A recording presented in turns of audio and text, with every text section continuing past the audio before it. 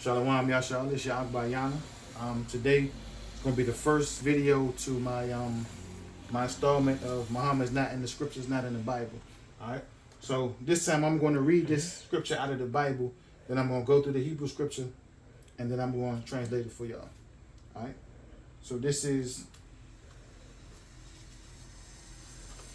Songs of Solomon. This is chapter 5 and verse 16. All right.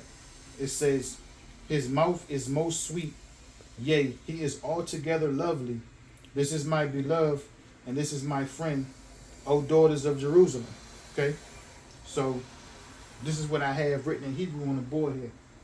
I'm going to translate this in a moment. So this scripture here is stated that Muhammad's name is here in the Bible when you look at the Hebrew text. But for those people that don't study Hebrew, that don't understand it or anything, when you go into the Hebrew text, first you got to understand what everything is being mentioned. Okay, you can't just go and pick a word out and say this is referring to somebody, something or somebody, and it's not. All right, so let me jump into this. Okay, so up top you have the word chakwa. All right, mamatakyam, wakalwa, Mahamadyam, Za, Dawadya, Waza, Raya, Banawat, Yerushalayim. Okay? So up top, Hakwa is to say his mouth. Okay? Hakwa, his mouth. Mamatakyam,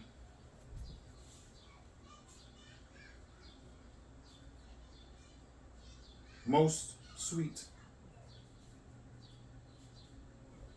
All right, or you could say all sweet. All right, that's a plural at the end.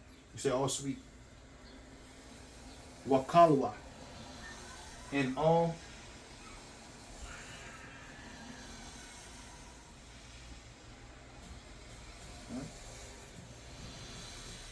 Mahamadyam.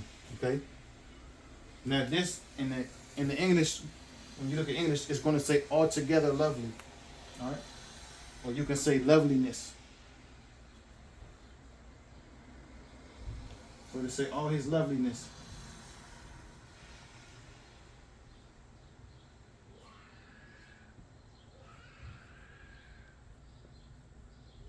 All right. All his loveliness. Za, this,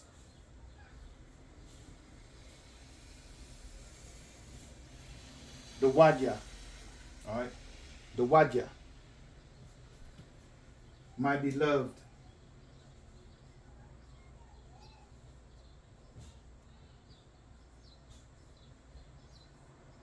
okay, this, my beloved, Za the Wadya, Waza, and this,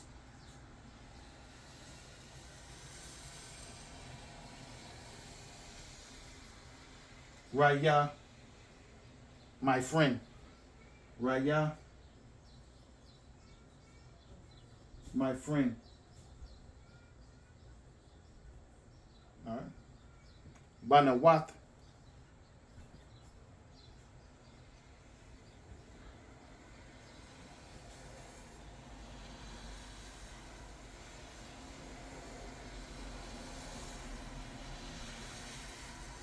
daughters. Okay. Yerushalayim, of Jerusalem.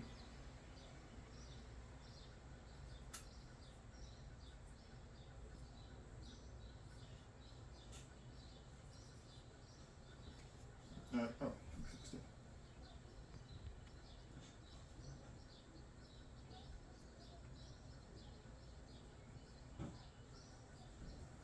All right.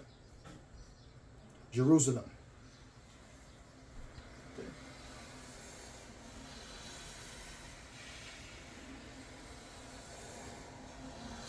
Pause.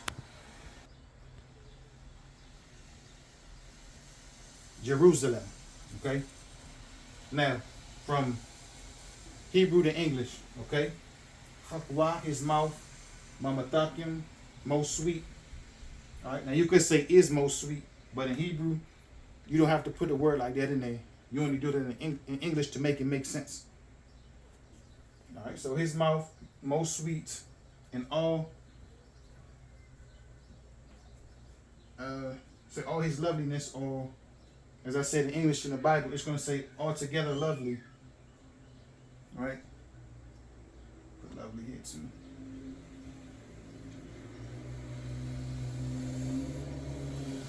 Lovely.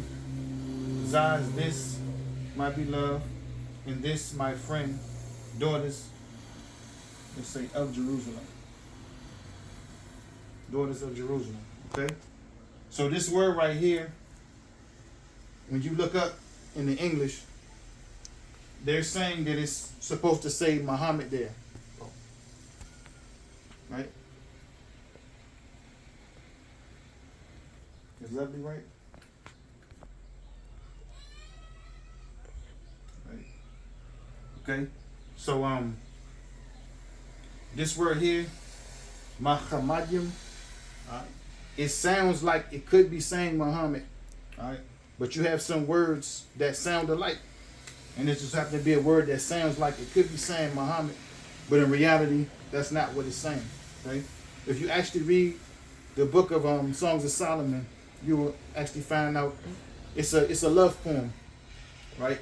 And me as a man, and I'm pretty sure all men worldwide should understand, you're not going to think about a man, and it's funny, you're not going to think about a man in the midst of making love to your wife. It's just not going to happen. It doesn't exist, man. So what they're saying is, oh, it's supposed to say Muhammad right here. So my thing is, what would be the point of adding Muhammad's name in this scripture in the Songs of Solomon here at this point, and then going back to a love poem? Because if you continue reading the Songs of Solomon, you'll see exactly what I'm talking about. You know, but you have people that they basically don't really read the scriptures. They kind of like gaze over it. So when you look at the translations and you listen to the sounds of how things seem like they could be, you got to look at words like there and there. All right, you have there as location and there as dealing with people. All right, so in the same aspect, you could say that. All right. Another thing here, where you see the wadya. All right, in the Hebrew, the word dawad is the name of David, which means beloved. But this is not talking about David, but that can be easily mistakable to say, hey, it's referring to David, right? But this is not referring to David at all, okay? But that's just something you can say in place of there. So, coming back to the word Mahamadyam, as I said, it sounds similar, but it's not, all right?